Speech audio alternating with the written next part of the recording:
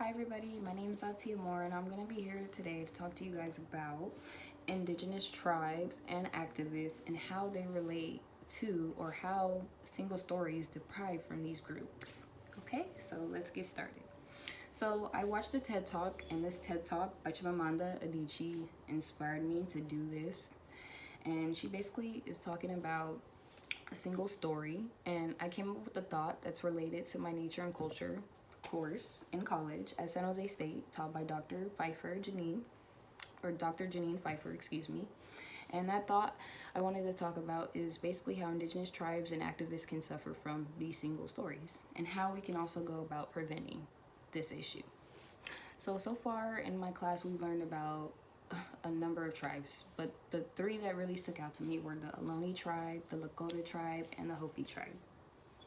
So one may ask, what's a single story? What does that mean? So it's when you put a specific belief on a group and let that belief / stereotype speak for the entirety of the group. So for instance, if I were to say all black men are cheaters, that may or may not be true for all black men. For some, it may be true, but not all. And according to a 2009 TED Talk by Chimamanda Adichie, a young Nigerian author, she stated that the single story creates stereotypes. And the problem with stereotypes is not that they are untrue, but that they are incomplete. They make one story become the only story. Most people don't know the full story of Native Americans or indigenous tribes or the importance of activism. So it's easy for these type of groups of people to suffer from many single stories. So let's start with indigenous tribes. If you actually think about it, indigenous tribes suffer from maybe more than one single story. Like, there's just a lot of stereotypes surrounding Native Americans and indigenous people. So these stereotypes usually stimulate from Western literature, culture, or historians as either uncivilized, uneducated, or savage. But that's not their complete story or story at all. But I'm gonna kind of give you guys a little bit of their real story, what indigenous tribes actually do, what they actually are. Okay, so basically indigenous tribes, they have traditional ecological knowledge, which is, according to the article by U.S. Fish and Wildlife Service, the evolving knowledge acquired by indigenous and local peoples over hundreds of thousands of years through direct contact with the environment. And not only do they practice that, but they also practice cultivation, which is the growing of their own crops, and agrobiodiversity. Tribes also, they use natural resources, so anything from plants to animals. And if they are going to kill an animal, they're going to use the whole animal. They're not going to waste any part of the animal. Moreover, indigenous tribes and groups are also beneficiaries of ecological restoration and ecological conservation. So ecological conservation is the preservation of biodiversity and natural resources, and ecological restoration is the renewal of restoring any damaged or harmed ecosystems and habitats. So yes, they rely heavily on their natural resources to do a lot of things. And so another kind of topic within indigenous groups is indigenous science. Indigenous science also is surrounded by a single story, which is it's not reliable, when in fact it is reliable. And a TED Talk I watched related to my course called What the People of the Amazon Know That You Don't, ethnobotanist Mark Plotkin shares his experience. So basically, he talks about how he had a foot injury, and this foot injury, he would go and use Western medicine, which is like narcos and prescription pills, drugs, however you want to call it, to kind of like numb the pain of his foot injury. But he ended up going to the Amazon, meeting up with a shaman, finding a shaman, and the shaman ends up cutting off a fern from a palm tree, turning it into a tea, and making it into medicine for Mark's foot. And so first time, it's cured for some months.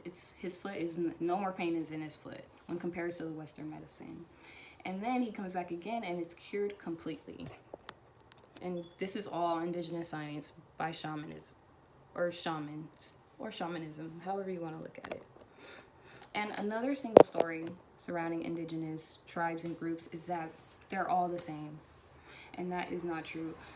Indigenous tribes are completely different, so especially the ones that live in regions all over the world. They have different languages, they use different resources, different ceremonies, different foods. And people that believe in these stereotypes that Native Americans or indigenous people are uncivilized, uneducated. They don't know these other things. They don't know about indigenous science. They don't know about ecological restoration. They don't know about traditional ecological knowledge. They don't know about those things when concerning indigenous tribes. So this can lead to issues. So in my course, there was a video about rock climbers, and these rock climbers wanted to climb a sacred monument sacred to the indigenous tribes it was Devil's Tower. And so the people that wanted to climb the rock, they couldn't understand that indigenous people had a religion, and that religion, it was sacred, and their religion is the land. Okay, so when people are putting bolts and climbing this, to them it's offensive. Okay, so that's how issues can arise. They asked rock climbers not to climb the monument during certain months, like I think in the month of June or something like that. But in general, it shouldn't be climbed at all. It's a sacred monument, and it's causing problems. Okay, so let's move on to activism. And let's talk about how they also suffer from a single story. So even activists suffer from a single story. And many people, like lumberers, people that, just for instance, because we were watching a film where it was kind of like an activist film, and it kind of had to do with how the lumberers, you can kind of understand how the lumberers or the people cutting down trees felt, and the people that were kind of protesting for the trees felt. So in the video, where Butterfly sat atop a tree for over 700, I think she sat in the tree for 738 days. Basically, they were describing her as a nuisance, as troublesome or crazy, but that's not the complete story. That's not the complete story. It takes dedication, strength, perseverance to climb the tree, and Butterfly never climbed the tree to be troublesome. It was more for ecological reasons as to why she did that. She was actually spiritually connected to the tree, and people might also look at that as crazy, but she was actually spiritually connected to the tree. And it's like a domino effect. Her helping conserve the tree was also helping the Native Americans in a way. So that's that. And so knowing these single stories can help us, avoid them, and help us better understand how we shouldn't approach a certain group. Okay, and these issues relate to today, like things still going on today, like Donald Trump, who is decreasing the size of indigenous tribes' national monuments, like Bears Ears. And stereotypical information of the indigenous tribes have led them to where they are today.